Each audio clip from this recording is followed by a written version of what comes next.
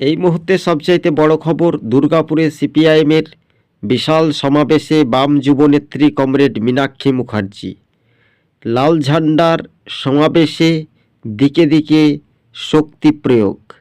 আপনারা দেখছেন ২৬ টিভি। আমাদের ইউটিউব চ্যানেলটি ভালো লাগলে সাবস্ক্রাইব করে শেয়ার করে দেবেন দর্শক বন্ধুগণ। দুর্গাপুরে 2026-এর বিধানসভা নির্বাচনকে সামনে রেখেই এবার দিকে দিকে লাল ঝান্ডায় শক্তি প্রয়োগ বা জয় বলাই যেতে পারে।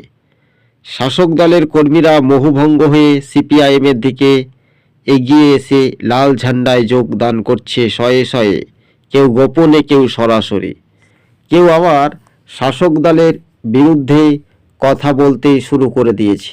তবে এবার মীনাক্ষী মুখার্জির অন্যতম যে জনঢল বলাই যেতে পারে, আর এই সমাবেশে হাজার হাজার বামপন্থীদের ভিড় ছিল উপচে পড়া, চোখে পড়ার মতো। সরাসরি মীনাক্ষী মুখার্জি দুর্গাপুরের সমাবেশ।